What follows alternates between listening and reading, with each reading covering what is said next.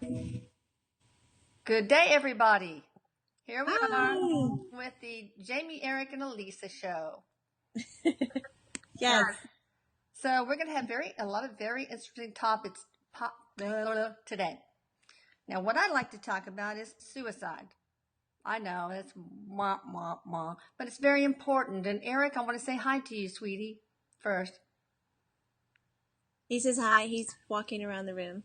Pacing as he always has.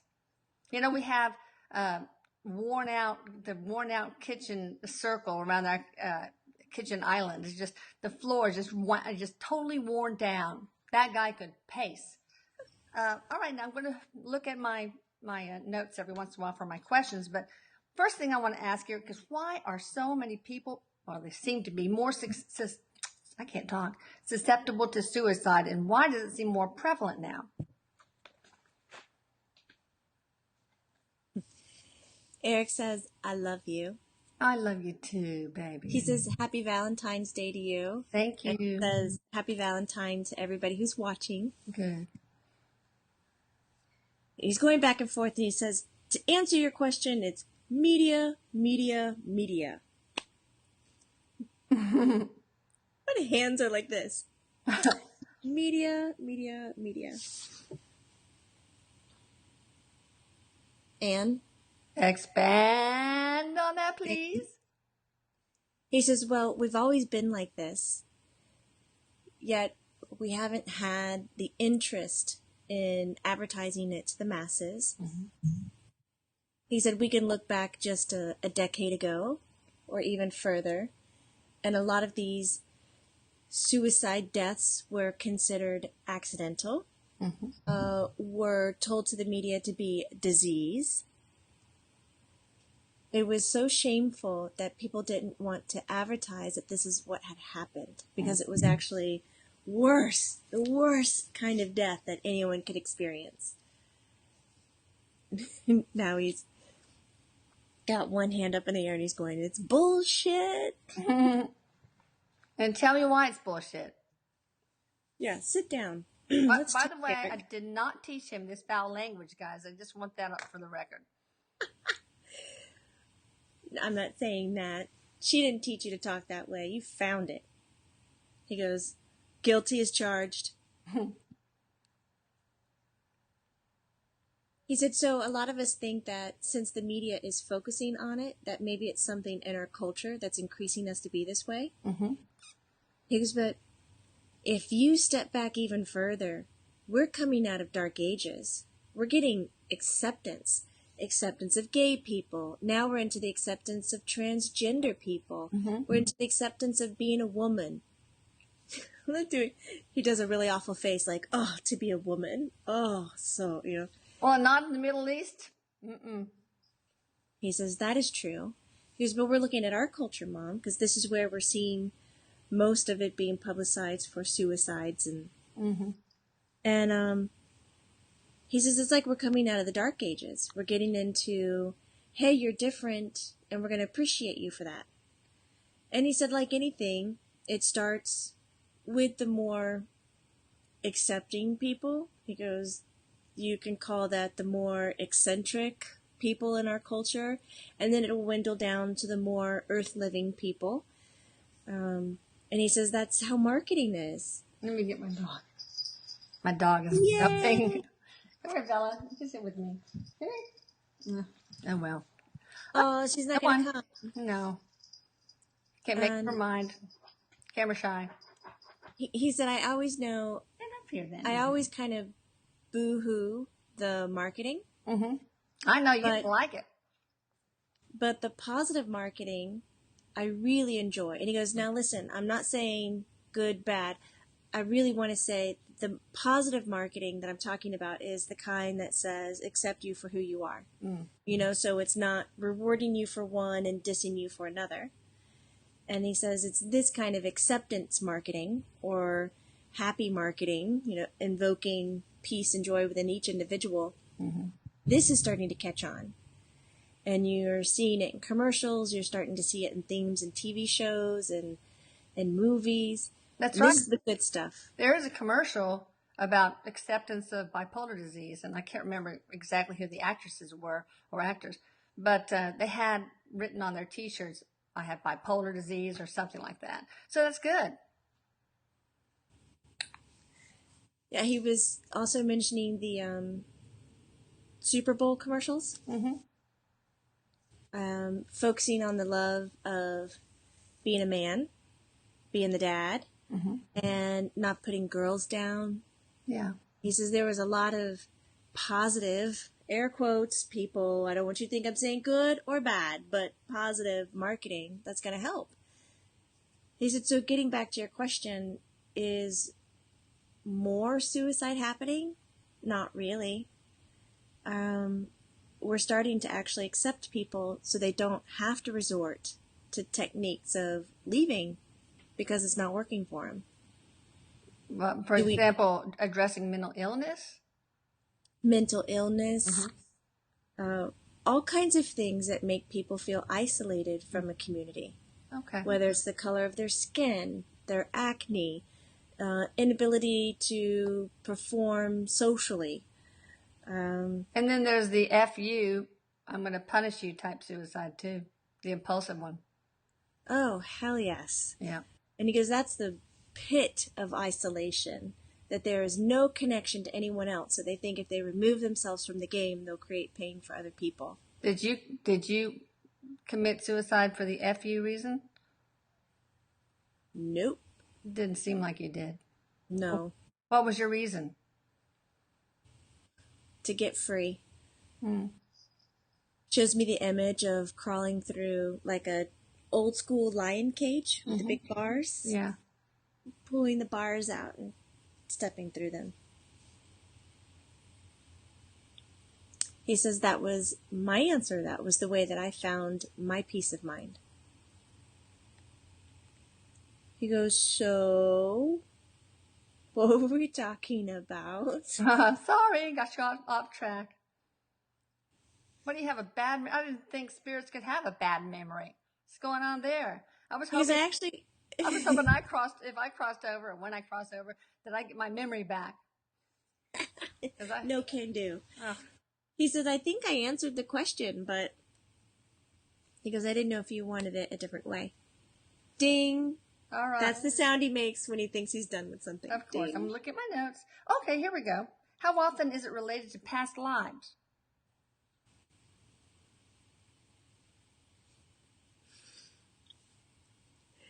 You know, Mom, he's totally leaning back. He's got his ankle up on his knee, so it's not like a traditional leg cross. Very manly, you know. He's taking up the space. He goes, you know, Mom, we should probably talk about the use of the word past. I know. Maybe we should start calling it parallel lives. Okay. And get our community to join in on the concept that time really is not linear. Because let's not feed into the illusion. Well, even Einstein said that time is not linear and that it's a human construct. He agrees. He goes, what say you about this? What say you? Go ahead. Use parallel. Do it. Now answer the question. He goes, okay. Parallel lives. How much does that influence suicide? A lot, a lot, a lot. Parallel lives help create the personality that you have right now. They feed your fears, your passion, your love, your likeness, the tasks that you want to finish or complete. That's all based on you. That's not bigger, greater God going, damn you for treating someone poor in one life. I will punish you in the next. Nah, that's something that you created and structured. So, how you are, who you are in parallel lives play a big part on what your needs are and your likes are in your current life. Ding. He goes, well, now what? Go ahead. Oh, come on. Out with it. You can't do it? He goes, no. He goes, watch. Now my mom is going to go, well, can you give an example or expand on that? Well, God dang. Well, okay, so let's have an example. For example, could it have to do with somebody in a parallel life having committed suicide?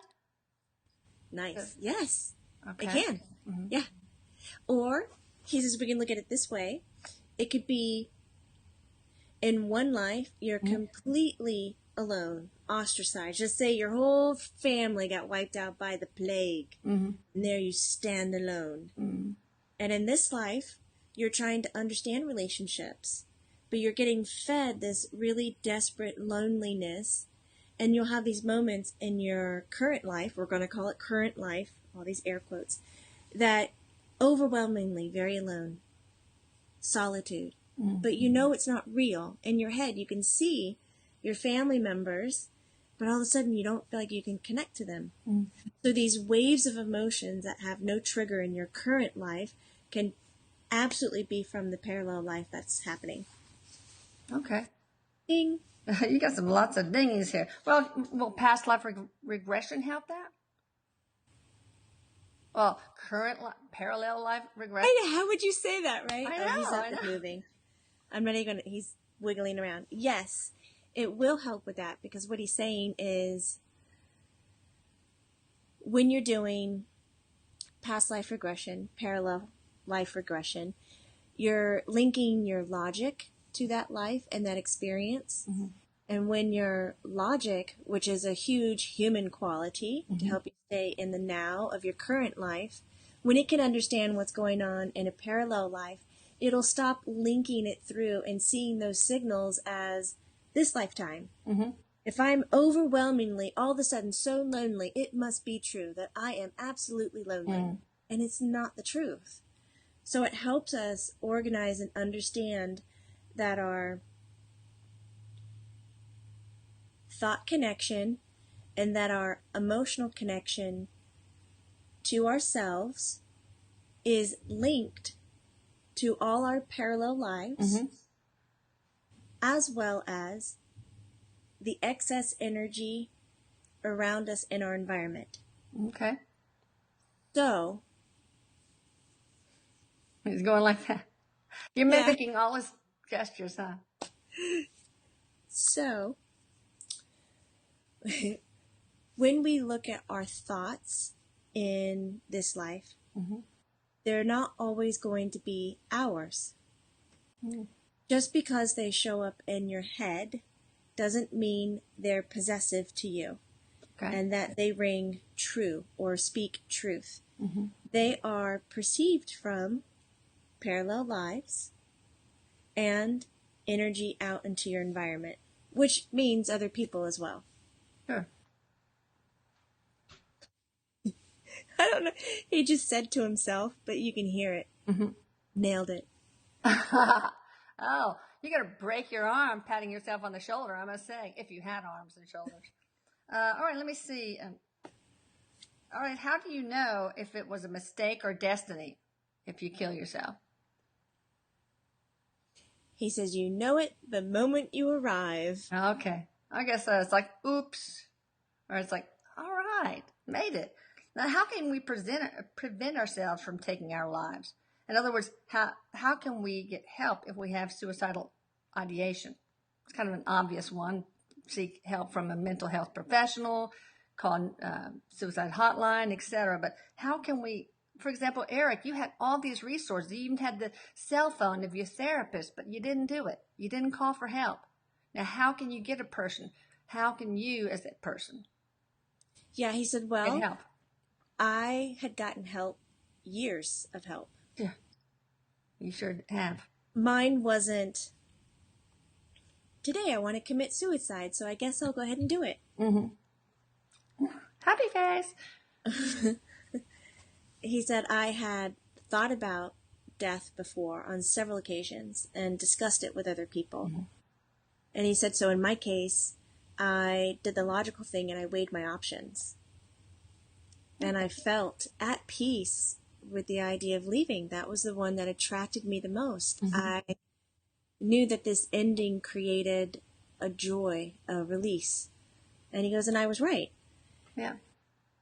I think for those who are thinking of suicide and they think they just want to go out and do it, and they haven't talked to a stranger or to a therapist or to a friend and heard feedback, really got into their community to see what your ideas were really based on or not, I think they're missing out I think when they think of suicide and choose it immediately, when they arrive, they'll see where they missed the boat. Okay.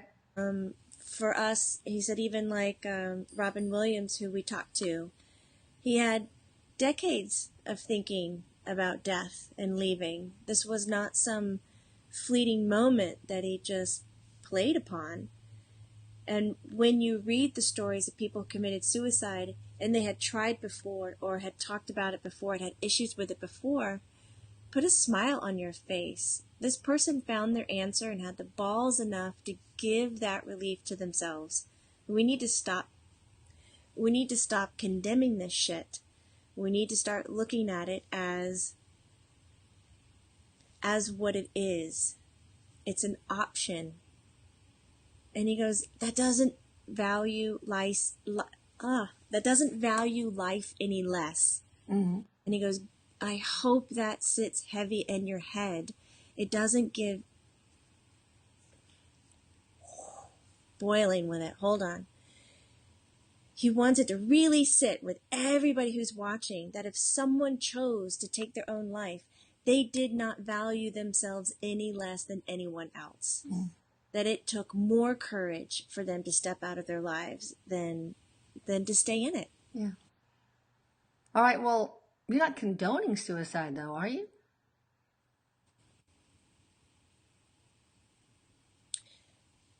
I'm accepting of suicide. Okay. I'm not condoning it because it's not the answer for everybody. Mm. Yeah. Like, it's not the answer for everybody to smoke pot. Right. All right. So, go ahead. No, that's totally off topic. Go ahead. All right. Well, yes, it is. And that's typical. Now, how can you, what do you say to people who have lost somebody to suicide? What do you recommend for them?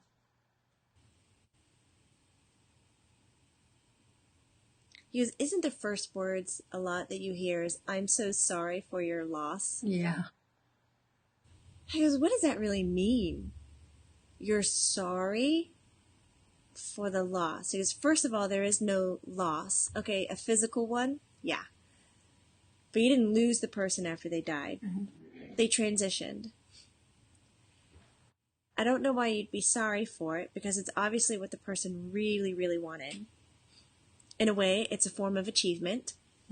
Sorry to put it that way. I know I'm really going to piss some people off, but I was in those shoes. I can at least say that, right?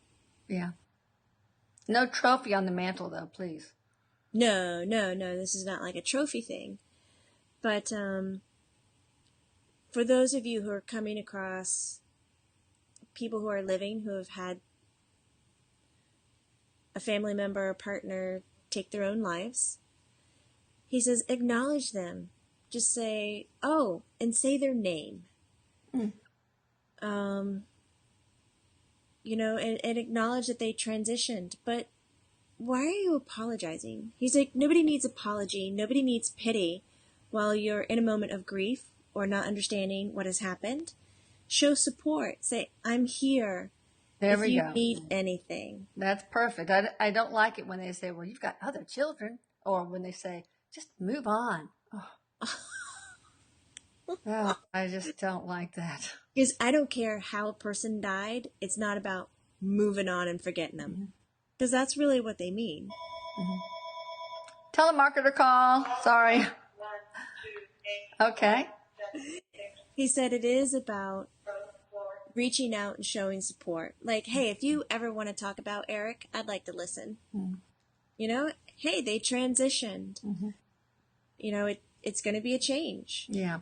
And it's okay to admit to someone that you don't know what the fuck to say. Yeah. I don't know what to say to you.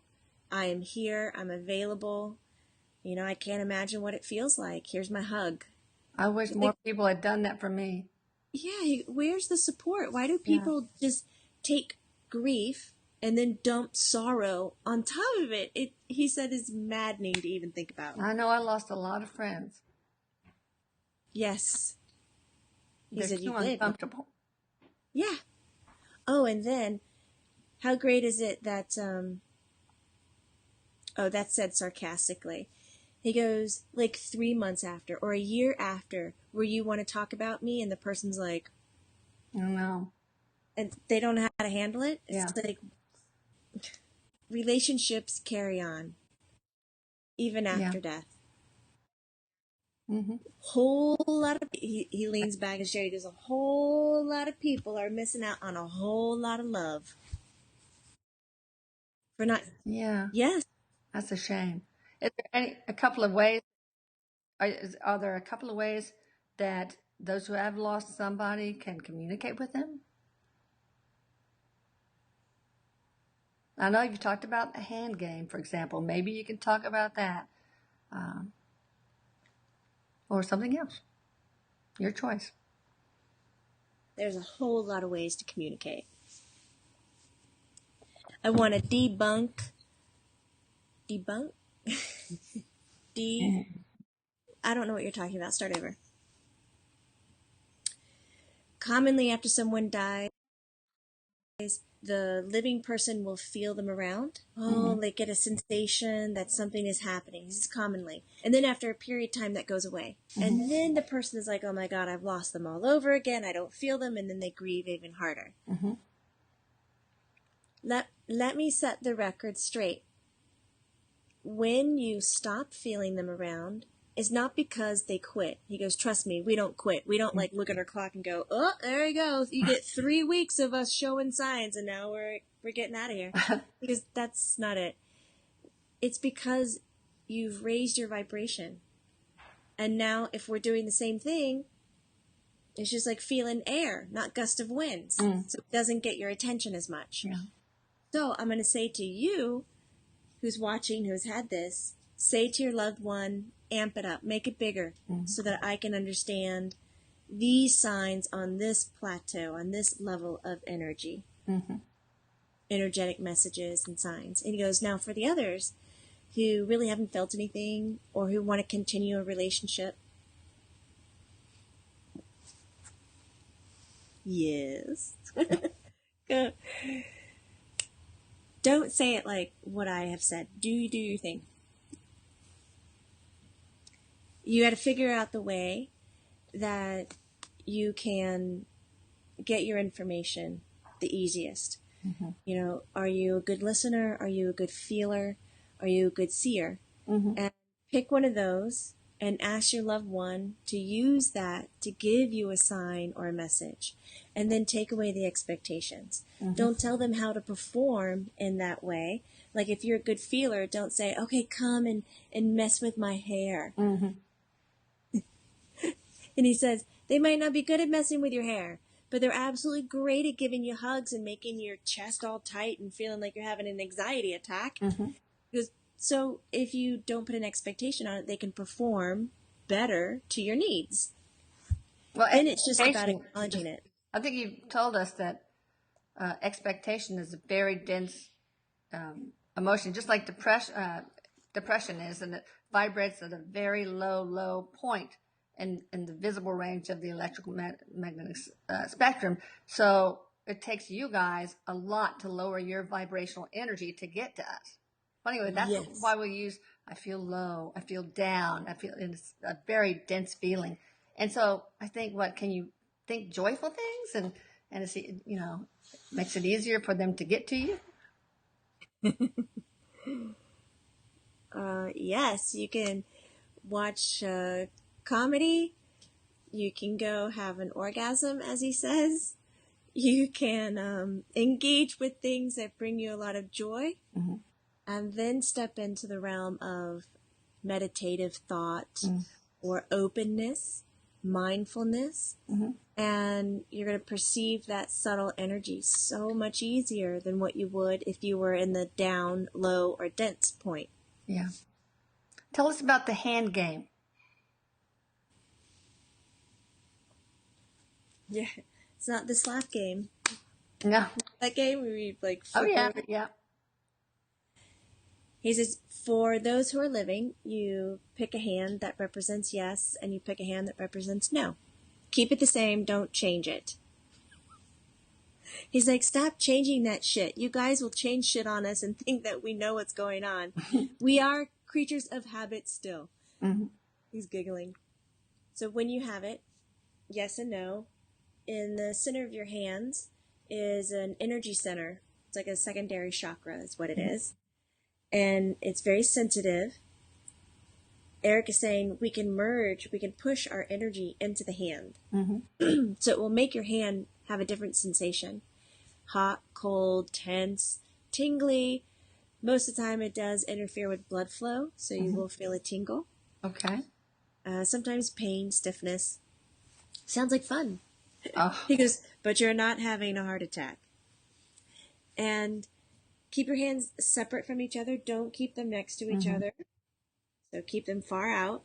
And yes, my thing is, Jamie, if you're going to communicate to your loved one or spirit, make sure you're talking to them and nobody else. So call on them. And then Erik likes to say, uninvite everybody else.